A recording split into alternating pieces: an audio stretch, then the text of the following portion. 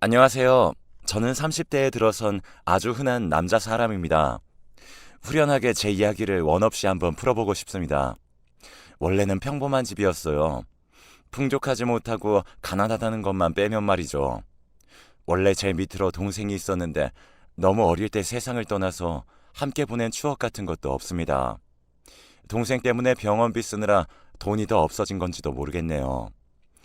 지방에서도 작은 동네에서 살아왔습니다. 지금까지도 저의 기억 속에 강렬하게 남은 읍내의 다방에서 일하던 누나가 있었죠. 다방에 새로운 신입 누나가 스쿠터를 타고 저희 아빠가 일하던 공장으로 가는 걸 몇 번 봤고 잘 알고 있었어요. 아줌마라고 부르니까 화를 내길래 이모라고 그랬더니 누나라고 부르라면서 핸드백인가로 제 머리를 때렸습니다. 저는 그때 초등학교 6학년이었어요. 그 누나는 옆 지역에서 학교 다닐 때 사고를 쳐서 중퇴를 했고 여기까지 와서 다방 일을 한다나 뭐 대충 그런 소문들이 있었습니다. 어릴 때 소문들이 있거나 말거나 그래봤자 다방 레지 누나였는데요. 저희 집이랑 엮이면 얘기가 달라지는 것이었습니다. 아빠가 이 누나랑 눈이 맞아버린 거예요. 당신 정말 미쳤어? 어디 그런 여자랑 붙어먹을 생각을 할 수가 있어? 뻔히 다 당신 얼굴 아는 사람들 투성인데 잘도 그럴 용기가 났어. 어느 날 엄마가 안방에서 아빠한테 엄청 화를 내면서 소리 지르는 걸 들었죠. 저는 그걸 다 알면서도 모르는 척 지냈어요. 중학교에 올라가니까 괜히 저희 집 수준이 눈에 들어오고 그러면서 심리적으로 살짝 위축된 상태였거든요. 저는 그 전까지는 저희 집이 가난한 줄 몰랐어요. 그냥 못 살았던 거였죠. 그래도 아빠라는 기둥이 있어서 하루하루 굴러갈 수 있었던 저희 집이었는데요. 엄마에게 비난을 받았던 아빠는 정신을 차리는가 했더니 결국 원망스러운 선택을 하셨습니다. 정신을 차린 게 아니라 그 다방 레지 누나랑 살림을 차리기로 한 것이었죠. 믿을 수 없었습니다. 아빠라는 사람은 그래도 저 초등학교 저학년 때까지는 괜찮았던 것으로 기억하거든요. 좋은 추억도 많았고요. 당시에는 전혀 몰랐고 나중에 커서 들어보니까 아빠한테는 항상 여성 편력이 있었음을 눈치챌 수 있었습니다. 엄마와 말다툼을 하고 분위기가 싸우고 그랬던 순간들은 전부 아빠의 여자 문제 때문이었던 것 같아요. 원래 바람기가 있었던 분인 거죠. 그러더니만 기어이 다방 레지랑 떠나기로 하신 것이었죠. 아빠가 증발하시기 며칠 전의 일이었어요. 엄마가 그 다방에 찾아가서 그 누나랑 한판 붙었습니다. 옆 가게 사람들도 몰려와서 말릴 정도로 난리였다고 했어요. 소문은 금방 났죠. 이러면 지가 쪽팔려서라도 앞으로 못 그러겠지. 어디 엄한 남의 집 가장을 넘보고 유부남이랑 붙어먹을 작정을 하냔 말이야. 천하의 요망한 년, 앙큼하고 나쁜 년. 엄마, 근데 엄마 때문에 지금 다 소문나잖아. 역효과 나면 어떡하려고. 나도 개쪽 한번 당하고 말지 뭐. 어차피 계속 이렇게는 못 살아. 정신 차리게 한번 뒤집어 엎었어야 해. 엄마한테 머리채 잡히고 오만 개망신은 다 당했다던 그 다방 레지 누나 때문에 학교에 소문이 퍼질까봐 저는 그것만 걱정했었어요. 차마 이런 속내는 내비치지 못하고 혼자 삭혔지만요. 그런데 이 사건 때문에 아빠가 불같이 화를 내시게 된 겁니다. 엄마는 억울하고 분하다면서 몸서리쳤어요. 당신 어떻게 그 불려시 편을 들 수가 있어요? 이게 다 누구 때문인데? 누구 때문에 내가 그 난리를 치고 왔는데? 젊은 여자한테 미쳐서 자기 마누라는 자식은 보이지도 않아요?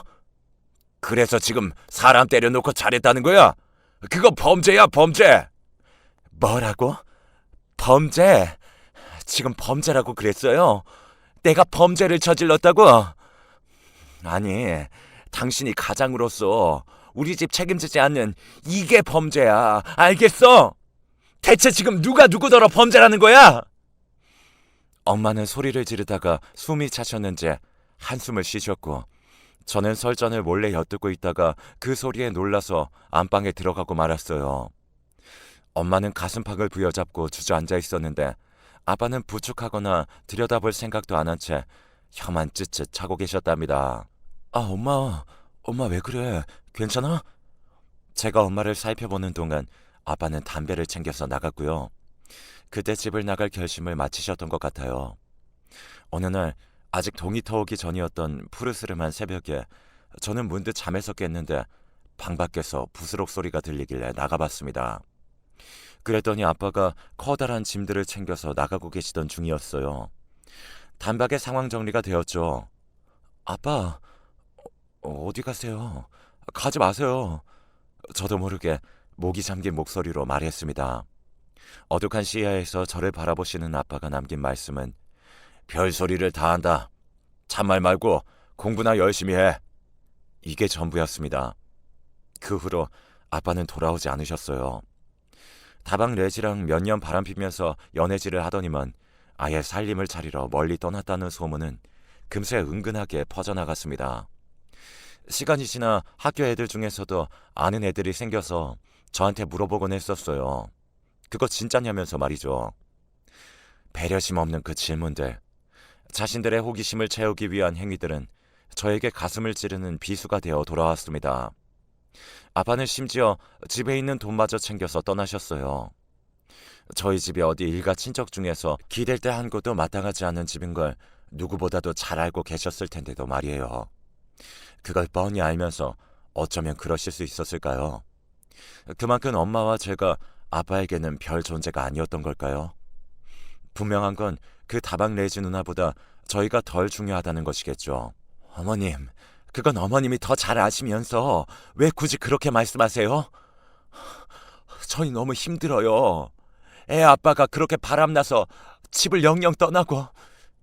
한동안은 엄마가 할머니와 전화로 다투는 듯한 소리를 자주 들으면서 지냈습니다.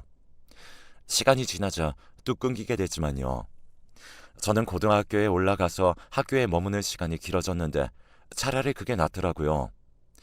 엄마는 집에서 거리가 꽤 있는 공장까지 일을 다녔습니다. 생계를 위해서였죠. 종일 공장 근무를 마치고 돌아오면 늦은 밤중에는 집에서 부업을 했어요. 엄마 어렸을 때는 있잖아. 문고리에 실 걸어놓고 실매듭 짓는 소일거리도 했었다. 그게 그땐 집안 여자들 부업이었던 거지. 엄마는 작업복에 실밥을 제거하는 부업 일을 하면서 이런저런 얘기를 많이 했었습니다. 작업복 큰 거는 한 벌당 150원, 작업 토시는 50원짜리였어요. 한 더미 수북하게 쌓인 것을 다 끝내봐야 큰 돈은 되지 않았지만 엄마는 그것이라도 벌기를 원했습니다. 침침한 눈으로는 검소하기 힘들다고 해서 제가 일을 거들었죠. 너 공부 열심히 하고 있지? 그 모의고사인지에 이번에 점수 잘 나온 거 맞아? 전보다는 올랐어. 이번 거가 어려워서 다 평균이 내려가서 점수가 그런 거야. 등급은 올랐어. 아, 그래? 잘하고 있네. 엄마 아빠가 너한테 좋은 머리를 물려주지 못해서 늘 미안하네. 엄마가 무의식적으로 아빠를 입에 올릴 때면 저는 민망해서 모른 척하는 게 태반이었으나 가끔은 물어보기도 했었습니다. 엄마, 아빠는 정말 이대로 계속 안 돌아오실까? 뭐 모르지. 그런 뻔뻔스러운 인간, 예의라고는 없는 인간, 나가서 뒤지던지 잘 살던지 지 알아서 자기 팔자 꼬면서 살겠지 뭐. 저는 그런 아빠가 원망스러웠습니다.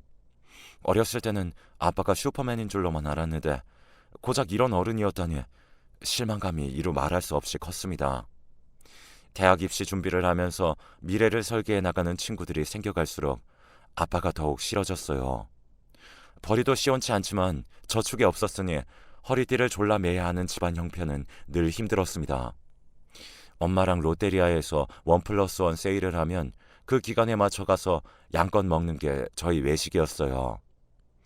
햄버거 엄청 따끈따끈하다. 이거 콜라 엄마가 더 마셔도 돼. 난 됐어.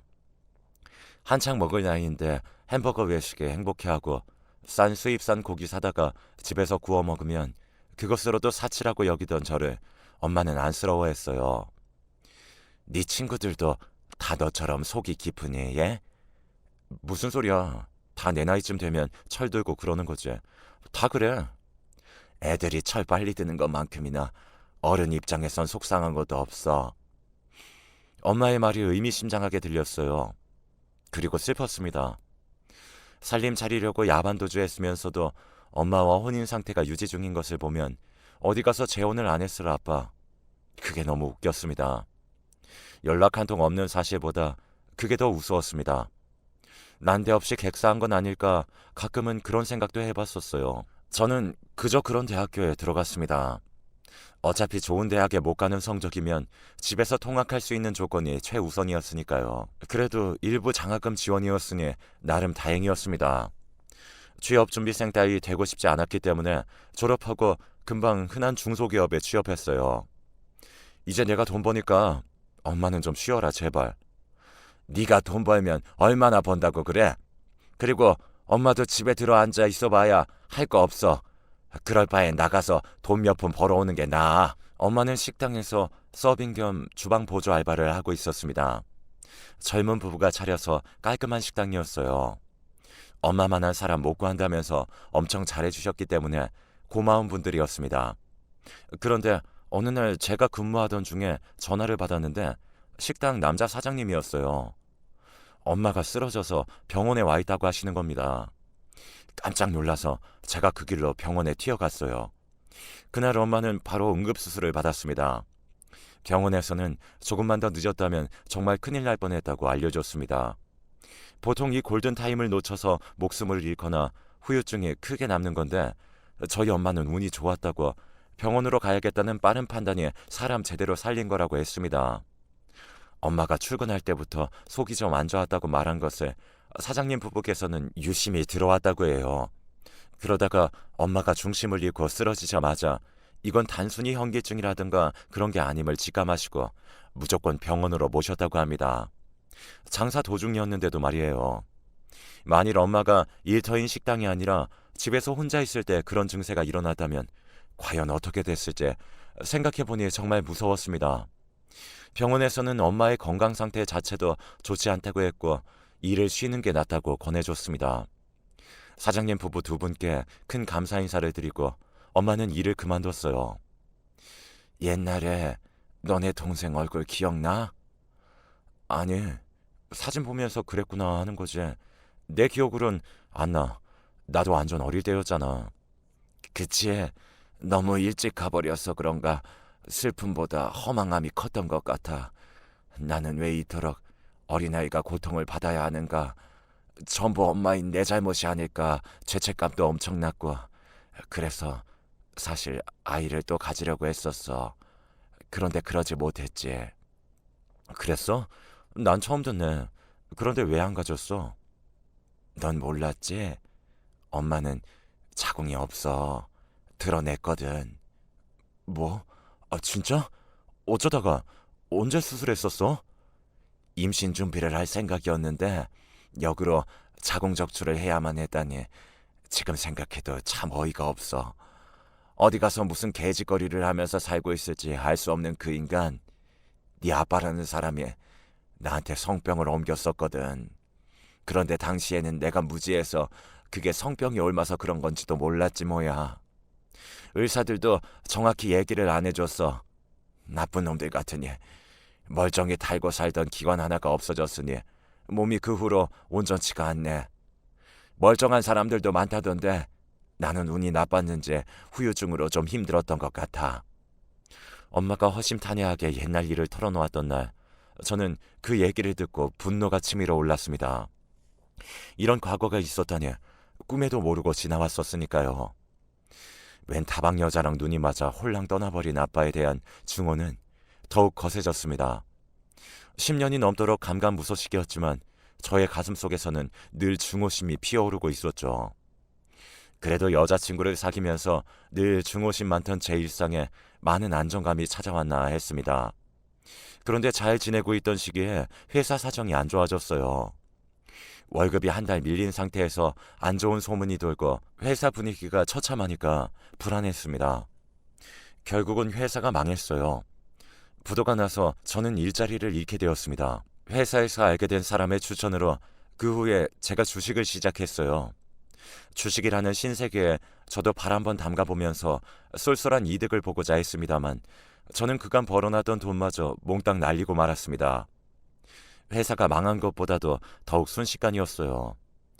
애초에 저 같은 초보자가 겁도 없이 그런 식으로 덤벼들 게 아니라 제대로 공부를 하고 시작했어야 맞는 것이었는데 후회가 막심했습니다. 여자친구랑 헤어지면서 저는 우울의 늪으로 빠져들었습니다. 모든 것을 되돌리고 싶었으나 이미 늦었어요. 엄마의 건강 문제로 자잘하게 병원도 다녀야만 했고요. 돈 나갈 구석은 항상 있었죠. 그런 상황에서 제가 모든 돈을 날려버린 거예요. 엄마와 함께 드디어 이사를 꿈꾸고 있었기 때문에 더욱더 현실을 받아들이기 어려웠습니다. 제 손으로 모든 걸 망쳐놓았다는 패배주의가 저를 휘감았습니다.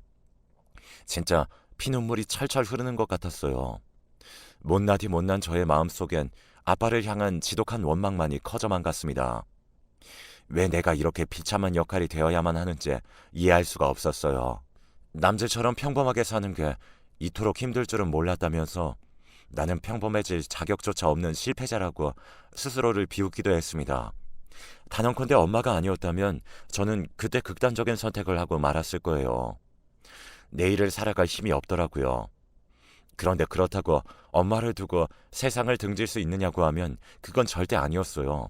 세상에 저 하나뿐이었던 엄마가 저 하나 보고 견디며 살아온 것을 제가 너무나 잘 알고 있었기 때문입니다.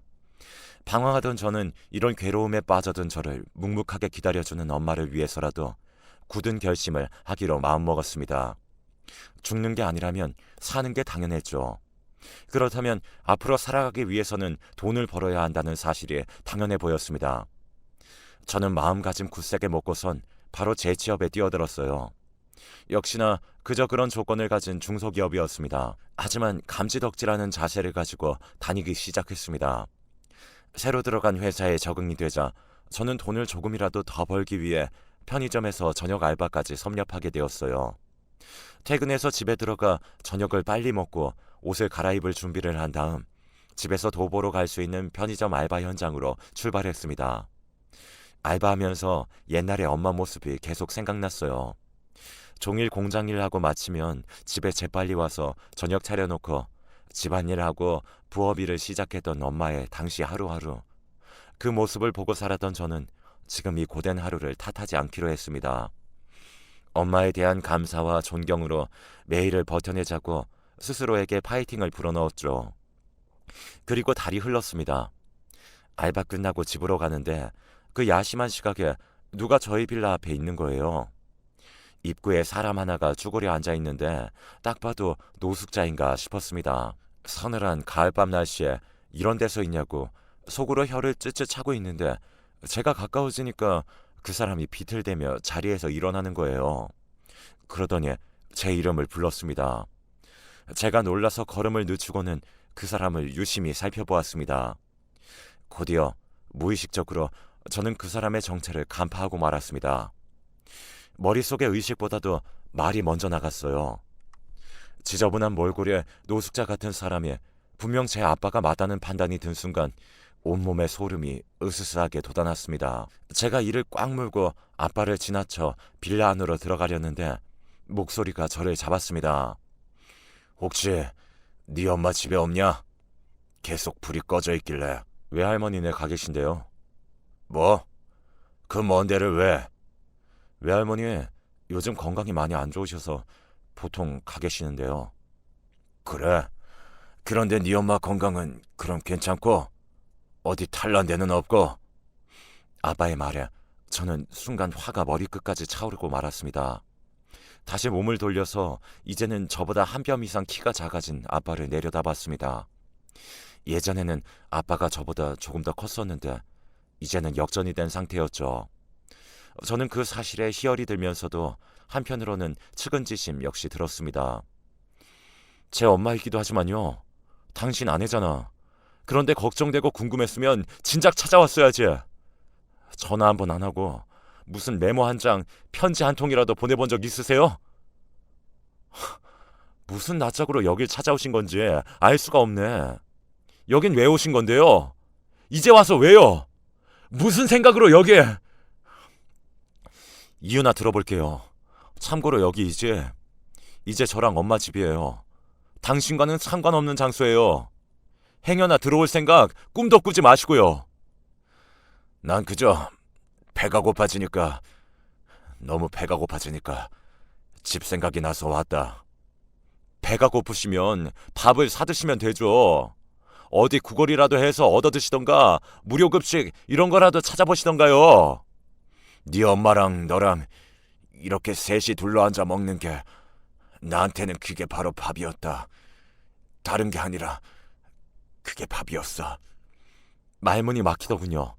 왜 이렇게 초라해지셨냐고 힘껏 원망하고 죽도록 화를 낼 수도 없게 사람 힘 빠지게 시리 왜 이토록 작아지셨냐고 그렇게 묻고 싶었습니다. 그런 말들은 입안으로 삼켜두고 저는 짧은 인사만을 남겼어요. 이만 가세요. 아빠는 아무 대꾸도 하지 않으셨고 저는 집으로 올라갔습니다. 토요일이니까 알람도 안 맞추고 늘어지게 잘 요령이었어요. 자고 일어나면 양모 같은 상황은 정리되어 있을 거라고 믿으면서요. 그런데 진짜 한숨도 못 잤습니다. 잠이 오지 않아서 계속 뒤척이다가 화장실만 몇 번 가고 그랬네요. 해가 밝아온 것에 저는 결국 옷을 걸쳐 입고 내려가 봤습니다. 그리고 저는 맥이 풀리고 말았습니다. 아빠는 빌라 입구 끝자락에 걸터 앉아 계셨어요. 수그려 앉아있는 그 뒷모습이 이루 말할 수 없이 비참해 보였습니다. 설마 집도 없으세요? 가실 데 없냐고요? 제가 대뜸 물으니까 몸을 웅크리고 계시던 아빠가 움찔하면서 일어나더라고요. 밝아진 시야에서 보니 아빠의 행색이 더 구질한 것에 반감이 교차했습니다. 아니야, 갈 데 있어. 정말이다. 그럼 가세요. 남의 집 앞에서 계속 이러고 있지 말고요. 배고파서 이러고 있는 거였다. 거긴 먹을 건 없거든. 엄마와 힘들어한 세월이 얼만데 보람도 없이 아빠 입에서 그런 말이 나오자마자 왜 울컥해졌는지 모를 일입니다. 저는 다시 집에 올라가서 옷과 지갑을 챙겨서 나왔습니다. 오세요. 제가 짧게 뱉고 먼저 걸어가니까 아빠가 주춤하면서도 저를 따라오셨어요. 저는 집에서 가까운 백반집으로 갔습니다. 늘 아침 식사 됩니다 라고 크게 적혀 있었기에 익히 받았었거든요.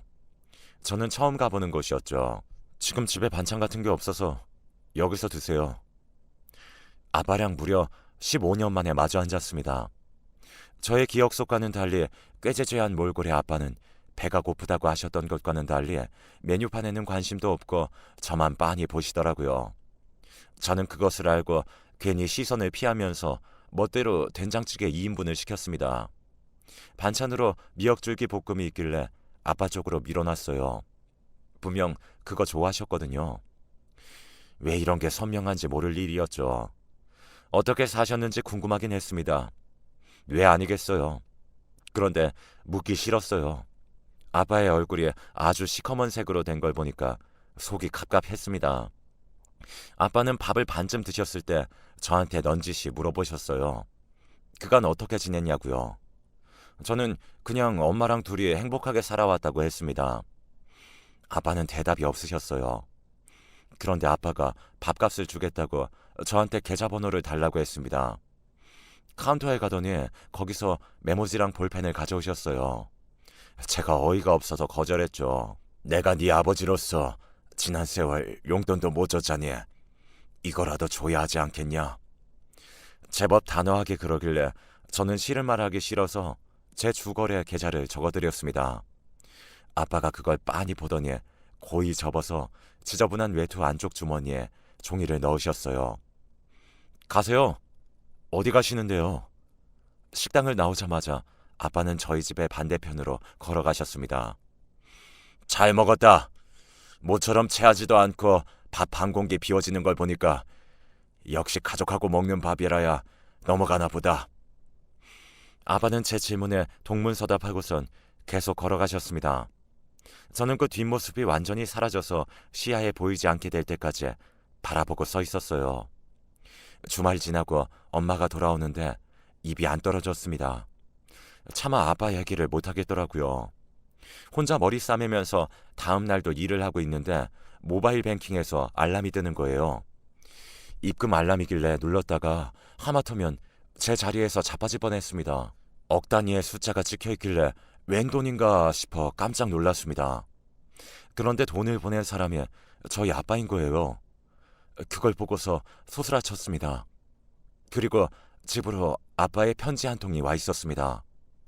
퇴근길에 발견하고서는 품에 넣었다가 편의점 알바하면서 한가할 때 열어봤어요.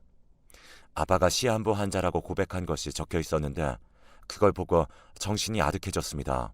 죽을 날 받아놓으니까 왜 이렇게 무섭고 모든 것이 부질없게 느껴지는지, 죽기 전까지 누리다 살다 가는 것이 나에겐 의미가 없더라. 공허함만 남았다. 의사는 내게 시한부 선고받고 걸린 우울증이라고 했지만 내 생각은 다르다. 이건 그리움이다. 지난 날에 대한 회고다. 아들아, 아침 식사값은 내가 지난날 모은 재산이다. 이것으로 고급 아파트는 사지 못할 것이야. 그러나 직장을 마치고 아르바이트까지 하는 수고를 관둘 수는 있을 거야. 네 엄마의 여생을 편하게 할 수도 있을 것이다. 부탁한다. 너는 우리 집의 가장이니까. 모든 걸 탕진하고 노숙자가 되신 게 아닐까 싶었던 아빠는 나름 재력가였습니다. 지난 날을 대체 어떻게 보내오신 건지 궁금할 따름입니다. 아빠는 당신께서 돌아가시면 저랑 엄마에게 연락이 갈 거라고 그렇게 적어 놓았습니다. 저는 이 사실을 엄마에게 알리고 싶어서 그럴 작정인데요. 그렇게 되면 엄마는 아빠를 찾자고 하실지, 그렇다면 어떻게 찾아야 하는지 머릿속이 복잡합니다.